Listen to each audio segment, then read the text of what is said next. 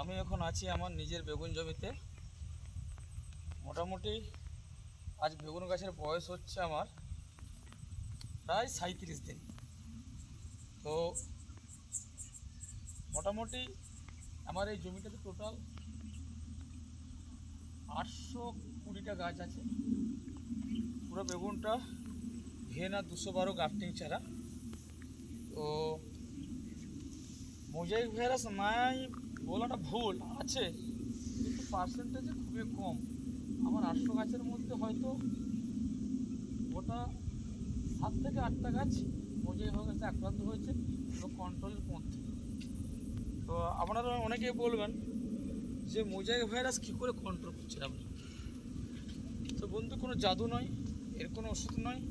প্রত্যেক দিন নিয়মিত জমিতে আপনাকে দুবেলা আসতে হবে, প্রত্যেকটা গাছ ভালো করে লক্ষ্য করতে হবে। তার সঙ্গে সঙ্গে প্রতিনিয়ত আপনাকে আপনার গাছে সাদামাছি আছে কি নাই সেটা বড় বিচিত্র নেই। আপনাকে 7 থেকে 10 দিনের মতোই ভালো কোম্পানির, যেমন ধরুন বিএসএফের রেফিকন, তার সঙ্গে আমি টাটা ক্লাস্টো, কি ইউপিএলের উলালা, এসব জাতীয় সাদামাছির ওষুধ আপনাকে 7 দিন 10 দিন অন্তর আপনাকে কন্টিনিউ স্প্রে চালাতে হবে। তার সঙ্গে মাকড়ের ওষুধ, মানে একসঙ্গে মিশিয়ে না। আজকে ধরুন দিচ্ছেন আপনি সাদামাছির ওষুধ, কাল বাদ পরশু দিন দিচ্ছেন আপনি মাকড়ের ওষুধ।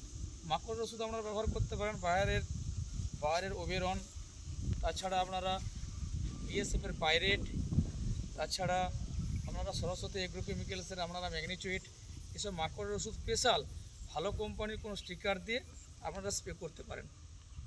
আপনারা সবসময় লক্ষ্য করতে হবে গাছে যেন কোনো শাকিং পেস্ট, কোনো সাদামাছি, কোনো মাকড়, চষি পোকা জাতীয় কোনো যেমন পোকা না থাকে, এবং কি ভালো করে প্রত্যেকটা গাছ একদম ড্রেঞ্চিং করে এবং মানে উপর থেকে নিচে পর্যন্ত যেমন ড্রেঞ্চিংয়ের মতো হয়ে যায় ভালো করে স্প্রে করতে হবে। একটু ওষুধ খরচা বেশি হবে, যদি আপনারা এই খরচাটা ভয় পান তো বেগুন চাষ করতে পারেন। তার কারণ বেগুন চাষ করতে গেলে আপনাকে মেন এখন যেটা আমরা চাষিরা সম্মুখীন হচ্ছে, আগে তো একটা ঝুমে মরার প্রবণতা আছেই, তার সঙ্গে সঙ্গে এখন মোজাইক ভাইরাস, গাছ হলুদ হয়ে যায়। মোটামুটি আজ গাছের বয়স 37 দিন। আপনারা দেখুন গাছের কোয়ালিটি একদম সাচকচকা গাছ। আপনারা হয়তো ভালো করে লক্ষ্য করবেন আমার গাছগুলো অসংখ্য বাঁজ মানে দেখতে পাচ্ছেন, আমার গোড়া থেকে একই রকম বাঁজ বেরোচ্ছে, শাখা পোশাকা, গাছের চেহারা দেখুন, তার সঙ্গে গাছে ফুলও দেখা যাচ্ছে। তো ফুল দেখাচ্ছে ঠিকই, কিন্তু আমার যেটা হিসাব, তো গাছের বয়স 45 দিনও ফল পাওয়া যাবে না, মিনিমাম 55 থেকে 60 দিন হয়তো প্রথম হারভেস্ট আমি আশা করতে পারি। তো গাছের কোয়ালিটি খুবই ভালো আছে, গাছের গ্রোথ ভালো। এখন ধরুন ঘড়ির কাটা আছে 2:30। তো অনেকে বলবেন যে এই সময় কেন আপনি বেগুনি বলে এসেছেন বেগুন জমিতে। হ্যাঁ, এই সময় আসার সময় আমার দোকান আছে, দোকান বন্ধ করে বাড়িতে খাওয়া দাওয়া করে সামান্য রেস্ট নিয়ে এসেছি। এখন থাকবো মোটামুটি জমিতে প্রায় 1 ঘন্টা। চারদিকে ঘুরে প্রত্যেকটা গাছ নিজের চোখে ভালো করে লক্ষ্য করব যে কী আছে না আছে, তারপরে ট্রিটমেন্ট কী হবে, কীভাবেই চলতে থাকে। তো মোটামুটি চাপান দেওয়া হয়ে গেছে গাছে, আর একবারটি শেষ চাপান দেওয়া হবে। এই মাঝখানের আপনারা আলটা দেখতে পাচ্ছেন, এই আলটার মাটিটা নিয়ে দুদিকে মানে চাপান দিয়ে দুদিকে ঘোরাতে তুলে দেওয়া হবে। আর এই যে জায়গাটা দাঁড়িয়েছি এই জায়গাটায় পরে লাস্টে সেই দিয়ে নালা হবে। আর সর্বপ্রথম বর্ষাকালে বেগুন চাষ করতে গেলে আপনাকে জল নিকাশনের ব্যবস্থা খুব যেন ভালোভাবে হয় সেটা আপনাকে গুরুত্ব করে লক্ষ্য রাখতে হবে।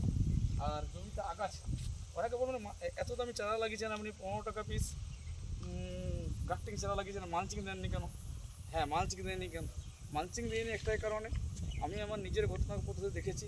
মাটি দিয়ে নাড়াচাড়া করা হয়, ধাপে ধাপে ধাপে ধাপে মাটি খাওয়ানো হয় গোড়ায়, তাতে মালচিংয়ের চেয়ে আমার গাছের উন্নতি অনেক বেশি।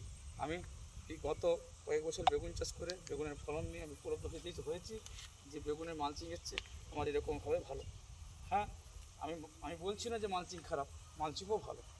তো এবারে বলবেন আগাছা। হ্যাঁ, আগাছা নিরাময়ের জন্য আমি একটা ইউপিএলের অ্যামিকাস নামক একটি হার্বিসাইড আছে, সিলেক্টিভ হার্বিসাইড, পি এমার্জেন্সি, সেটা আমি ব্যবহার করি। বেগুনে যখনই মাটি ঘুরে ধরানো হয় ঘোরাতে স্প্রে করি। তার জন্য আমার জমিতে আমরা দেখতে পাচ্ছেন আগাছাও একবার নেই বললেই চলে, যেটুকু আছে সেটুকু মানে হাতে গোনা মাত্র। তো মোটামুটি বেগুনে পোকা কন্ট্রোল, কোনো বেগুন গাছে পোকা টোকা সব কন্ট্রোল আছে আমার।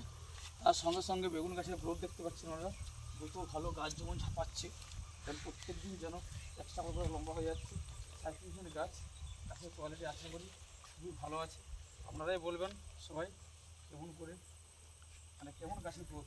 আপনারা এর আগেও আমার এই বেগুন গাছের গ্রোথ দেখেছেন, তো আপনি দেখছেন আপনারা। তো আশা করি আপনাদের আশীর্বাদে মোজাক ভাইরাসটা আমি কন্ট্রোল করতে পেরেছি বা পারবো। ঠিক আছে, থ্যাংক ইউ।